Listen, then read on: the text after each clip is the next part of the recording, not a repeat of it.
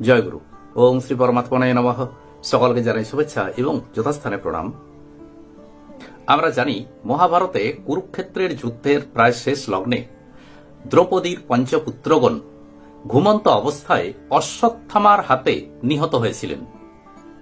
দ্রৌপদীর পঞ্চপুত্রগণ তাদের এই যে অকাল মৃত্যু হল, এর কারণ কি, আজ এ নিয়ে পাঠ ও আলোচনা করব।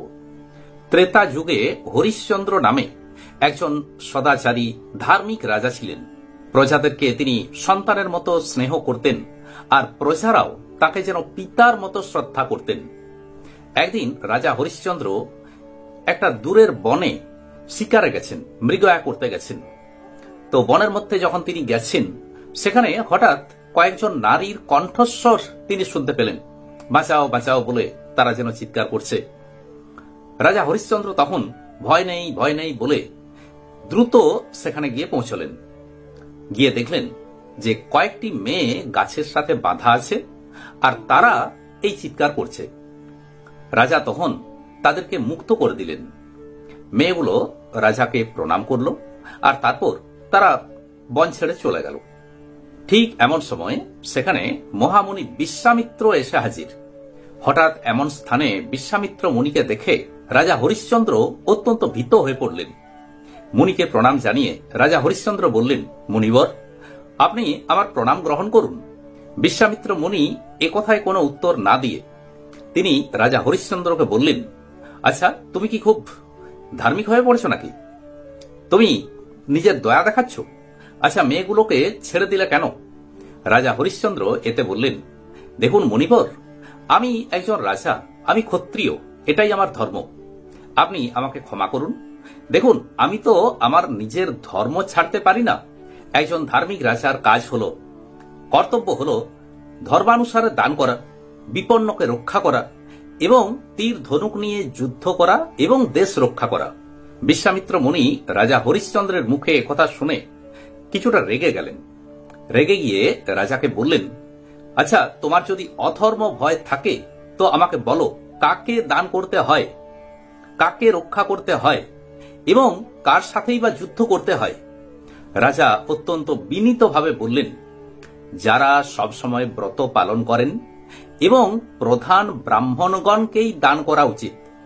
ভীতজনকে রক্ষা করা দরকার, আর বিপক্ষের সাথে যুদ্ধ করা উচিত। বিশ্বামিত্র মুনি মুখে কোনো কথা বললেন না, কেবলমাত্র ঘাড় নেড়ে সম্মতি জানালেন। কিছুক্ষণ পরে বিশ্বামিত্র মুনি বলছেন, আচ্ছা বেশ, আমি তো তাহলে একজন ব্রাহ্মণ, একজন তত্ত্ব সন্ধানী ব্রাহ্মণ, তো তুমি আমাকে দান করো। তোমার ধর্ম অনুসারে তুমি আমাকে কিছু দান করো।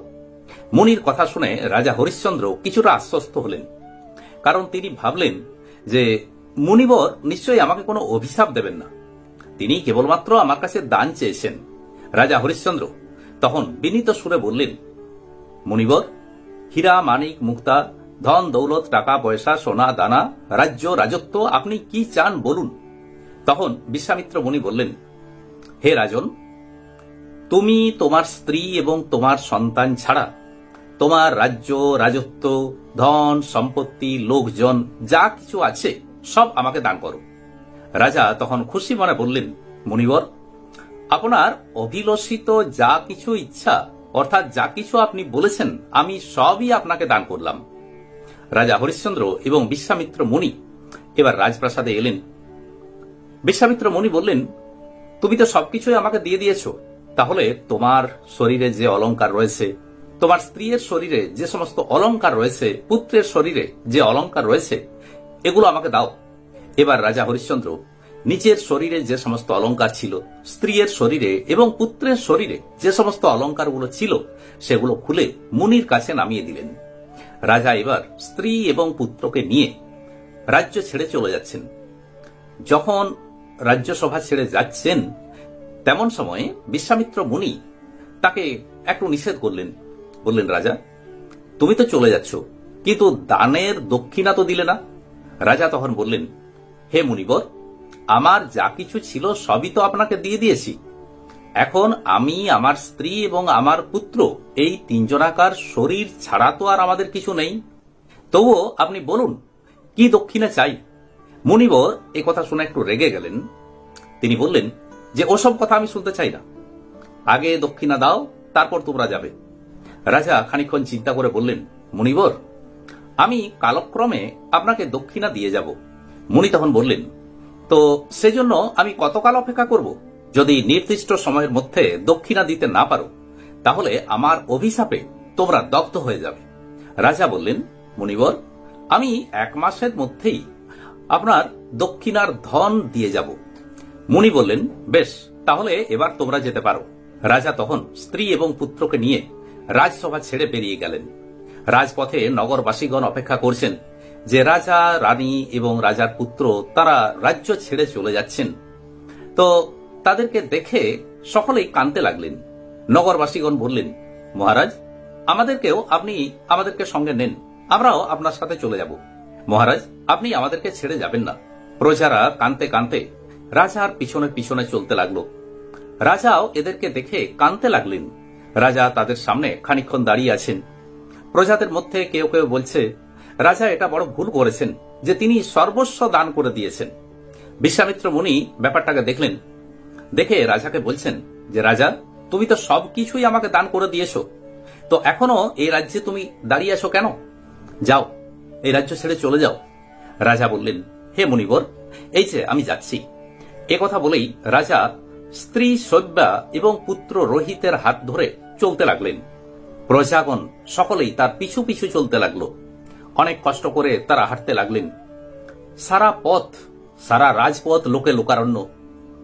তো যে রানী কোনোদিন পায়ে হেঁটে কোথাও যাননি, রথ, হাতি, ঘোড়া ইত্যাদি ছাড়া তিনি কোথাও হেঁটে যেতেন না, আজ তাকে কষ্ট করে হেঁটে হেঁটে যেতে হচ্ছে।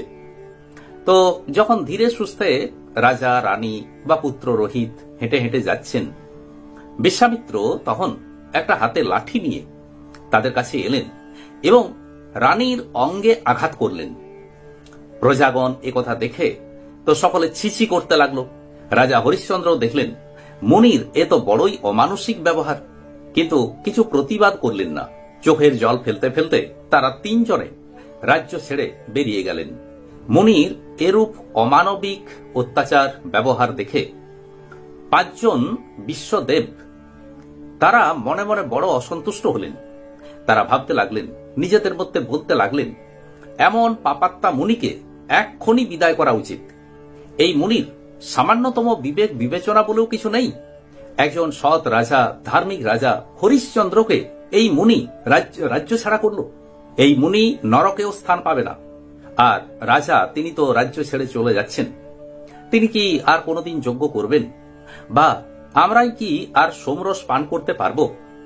এই 5 জন বিশ্বদেবের মুখে এ কথা শুনে বিশ্বামিত্র মুনি অত্যন্ত রেগে গেলেন। তিনি তাদেরকে অভিশাপ দিলেন। অভিশাপ দিয়ে বললেন যে তোরা মনুষ্য যোনিতে জন্ম নিবি, আর যুবক বয়সে বিবাহের আগে তোদের অকস্মাৎ নিধন হবে। মুনির এই অভিশাপ শুনে বিশ্বদেবগণ, এই 5 জন বিশ্বদেবগণ বিশ্বামিত্র মুনির চরণ ধরে তারা ক্ষমা ভিক্ষা চাইতে লাগলেন। মুনি তখন বললেন, আমার মুখের কথা মিথ্যে হবার নয়, এখন কিছু আর অন্যথার উপায় নেই। এই অভিশপ্ত পঞ্চদেবগণ দ্রৌপদীর গর্ভে 5 পাণ্ডবের সন্তান রূপে জন্মগ্রহণ করেছিলেন, আর কুরুক্ষেত্রের যুদ্ধের প্রায় শেষের দিকে অশ্বত্থামার হাতে এরা ঘুমন্ত অবস্থায় নিহত হয়েছিলেন। এটি হল দ্রৌপদীর পঞ্চপুত্রের অকাল মৃত্যুর কারণ। ঘটনাটি রয়েছে মার্কণ্ডেয় পুরাণে। আজ এই পর্যন্তই। নমস্কার।